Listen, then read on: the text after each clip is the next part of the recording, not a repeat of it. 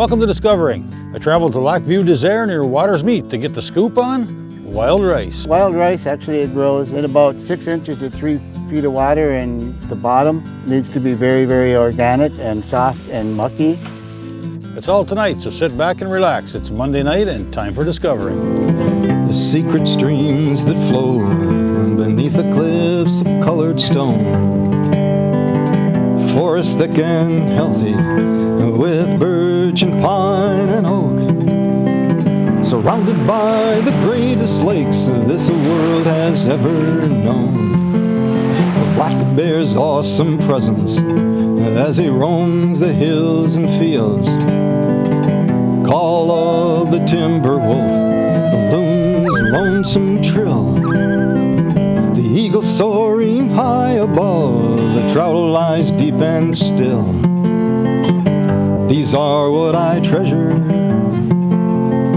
the only way I measure feelings that I have for this fine land. There is so much to discover when you're a long-time lover of northern Michigan.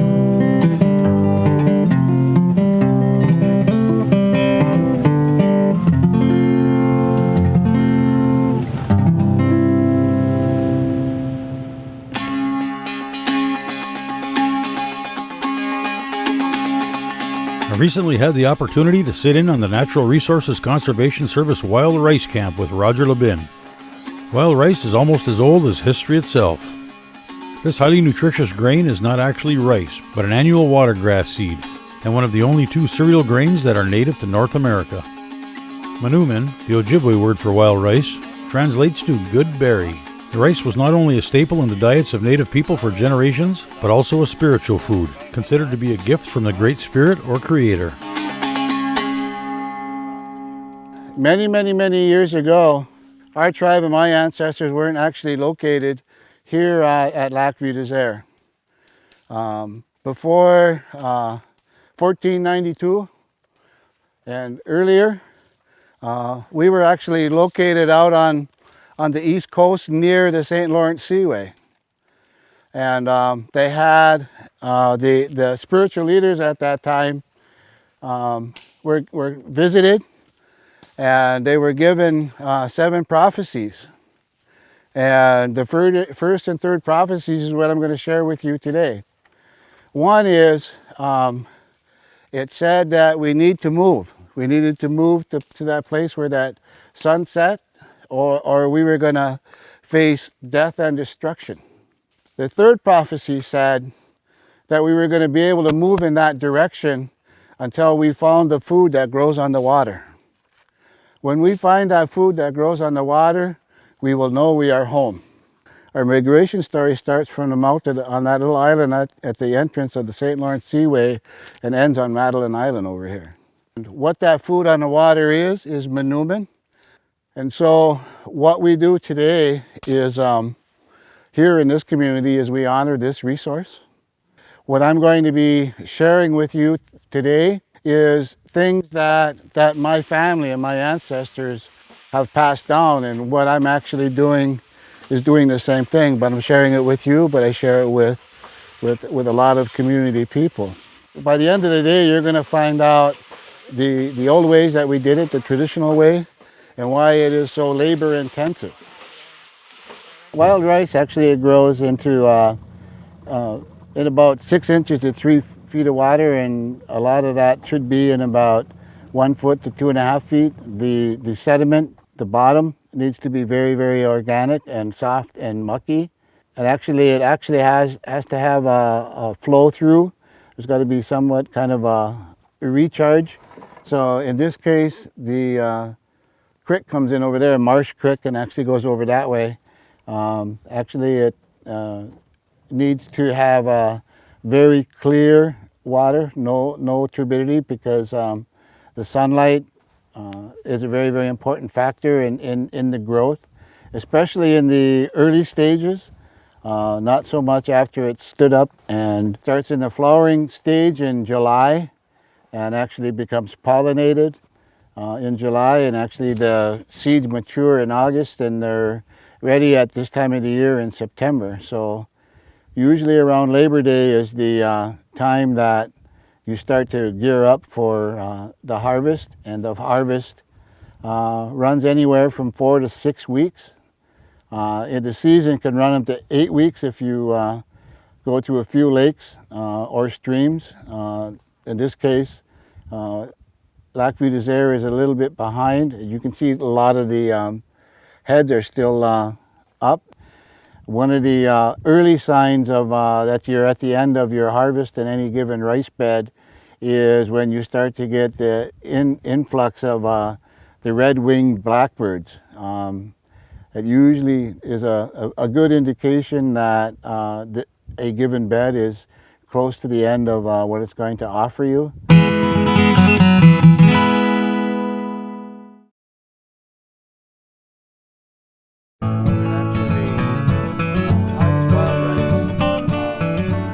Our code and rules are the only way that we are able to harvest wild rice is with what we call ricing sticks. These are my grandmother's. These are the ones that were handed down to me. I never did ask her why they were painted red, but somebody once said that was a sign to keep your hands off. Our code states that your ricing sticks, the pair of them, cannot weigh more than 1 pound. Their maximum length can be 38 inches. And so when you go out in your canoe, I hold mine like this, and actually the only thing that I actually do is use my little finger to actually start the downfall of this stick. So you lay that rice over the canoe, and you hit that stock and gently tap that, not so much to break it, because if you break that stock so it goes like that, actually any of the grains that are left on that will actually die. Okay, so we have to make sure that we stand it up, allow it to stand back up after we move through it.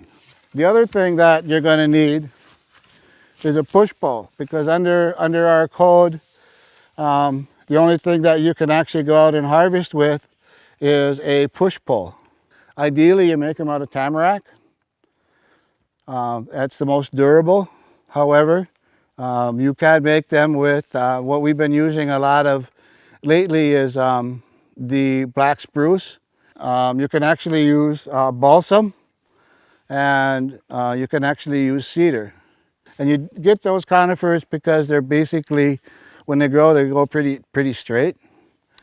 And then what you have this fork here, and you can see I have like a lap joint here, and I actually drilled 2 holes with a dowel to hold this hardwood fork in there. And the reason that we want that fork is wild rice, even though it grows in about 3 feet of water, it actually grows into a very, very soft organic bottom. You're catching a lot of those roots and using it. What you're going to do is you're going to lean back against this, and you're going to pull on this, and that's how you're going to actually move your canoe through the rice. Once you go out into the rice bed and actually you harvest a bunch of wild rice, and you're going to bring it in and you're going to put it on a tarp. You're going to air dry it for 3 to 5 days. You can get by with 3 days if you have a day that's a little windier than today. Every couple hours, get out and stir this rice to expose any of that underneath. You don't want it to turn moldy.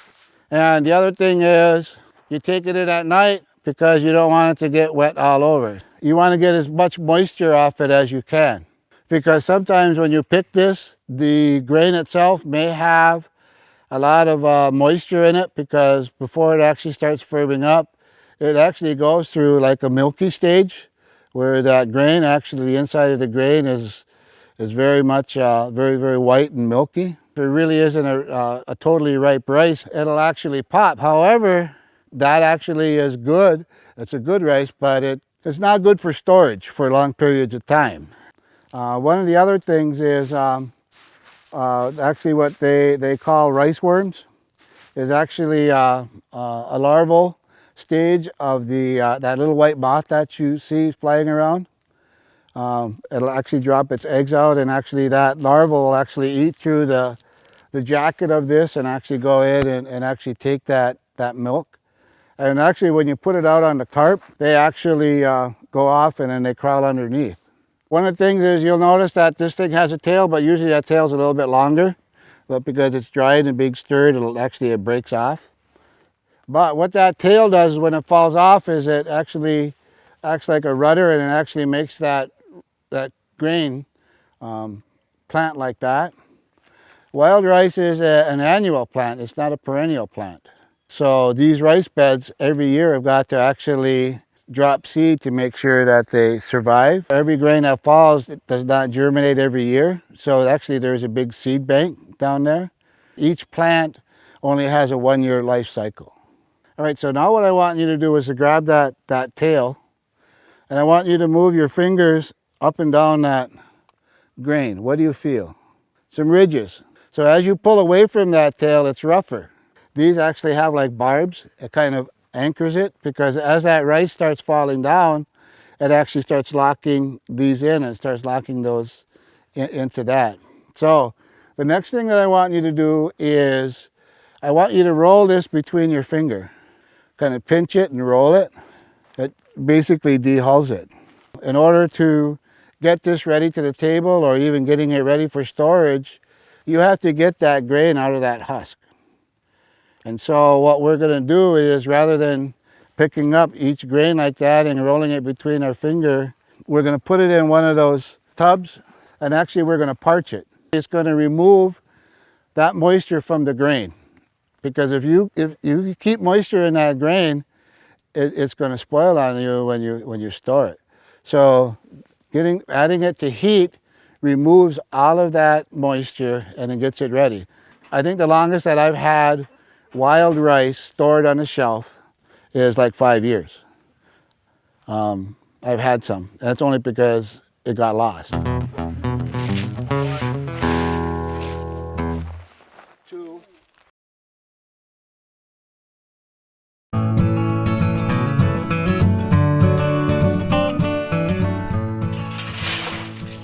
When you put that on that pan at that angle and everything, the lowest part, kind of away from the fire, is going to be the cooler part of that tub. And so you're actually going to stir, and you're going to actually throw that rice up into the top where the flame is, and that's going to be the hottest part of that tub. So this is actually going to brown. And you really want to gradually heat this grain up. This was picked last year, so this is pretty dry, but if we went and picked out this rice this year, it may take up to 10 to 15 minutes per batch to do this.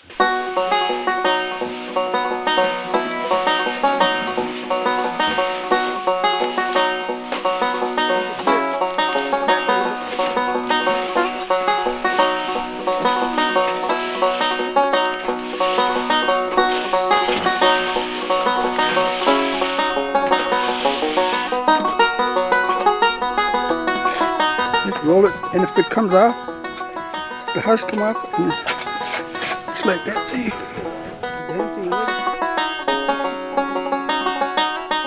In your hand, like this, hold like this and snap it. If it snaps, it's done.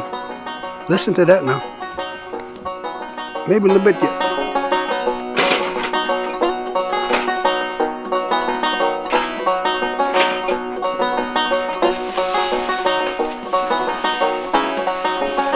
Anybody want to serve?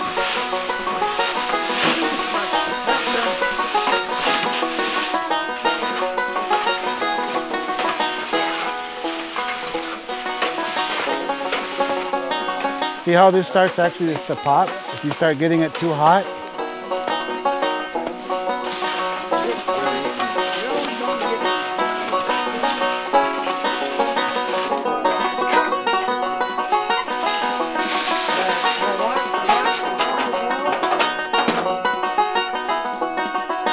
I want you to notice the difference between the two.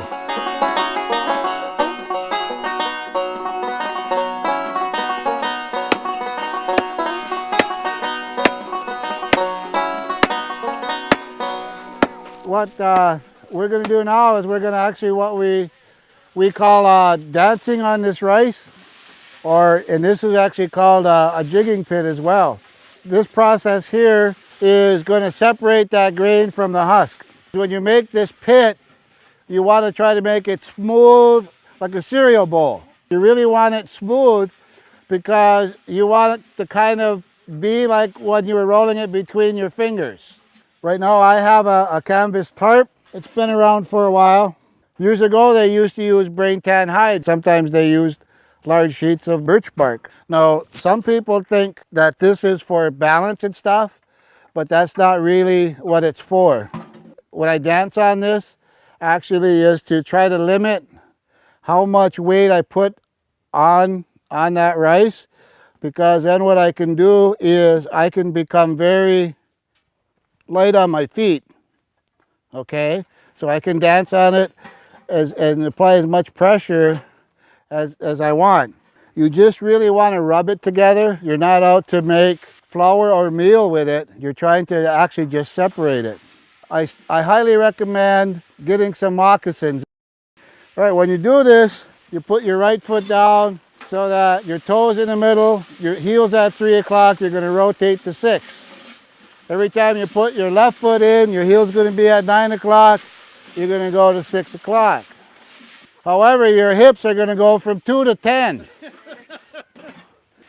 And I tell everybody that this is how I got my wife. It's because she broke down on the res and she had a flat tire. She didn't know how to fix it. So she went for help and she was peeking behind that cedar like that. And this is what she saw was me doing this. I try to keep this rice on my instep because you really want to try to run your arch over these and kind of twist on the ball of your feet, but you really want to try to work a lot of the rice on your instep of your foot. A lot of the jackets have come off that. So what I want to show you now is you see a lot of chaff in there. If you do this, nothing happens. But if you get a separation between the rice and the basket, I am not throwing it up and catching it. I'm separating the basket from the rice. And I'm doing that with a quick down movement. When that rice falls back into the basket, it forces that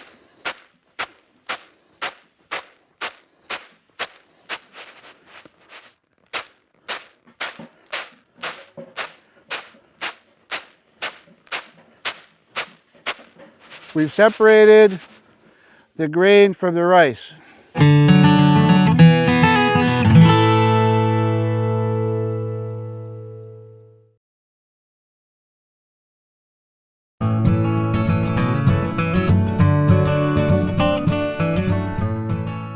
So these roots go down into the bottom, but as one taproot, but see these support this to stand up. And so you can see that this one grain, when it germinated, put out these 5 stalks and actually produce 5 seed heads. And each one of these is a chance for a grain. This is actually what you're getting at is these seeds. See now these actually hulls are empty. This one wasn't pollinated. This one here is empty. But this one has got some in it. See how it's kind of milky and how it starting to firm up? This is actually where a lot of the nourishment for that rice comes from. This year actually is kind of a down year because of the high precipitation and high waters. It impacts it so many ways. Heavy rainfall actually affects the pollination as well. So as when it rains very, very hard, it basically robs you of the pollen because it knocks it right into the water. It restricts the pollinators to actually carry the pollen when it is good. It can supply continuous. Any given rice bed you can harvest for 4 to 6 weeks, depending on how many harvested and how it's harvested. If it's done respectfully, it can be done, or if some people come in and are very aggressive and damage the bed, it can be limited. In the UP, it's starting to come back. The LVD and the Keweenaw Bay Indian community has has restoration projects going. So it is becoming more popular. In the Upper Peninsula, there are 4 known water beds, and these beds here actually is the 4th largest bed now in the state of Michigan. When we look at and visit some of these historic and research some of them, there is some evidence of some remnant strains of wild rice on some of those sites. So you just actually need to enhance those. A lot of the regulations need to be revisited here by the state of Michigan. I know that I've encouraged the tribes to implement and adopt and accept their own regulations for their members, but right now there are no regulations for this resource by any resident in the state of Michigan. It is a resource that is coming back, and it's very, very important to the environment. Well, what I would like to do is to, first of all, I think in wild rice to really make a strong comeback in the state of Michigan is to get some regulations, not only amongst the tribes, but amongst and eligible and applicable to all residents of the state of Michigan.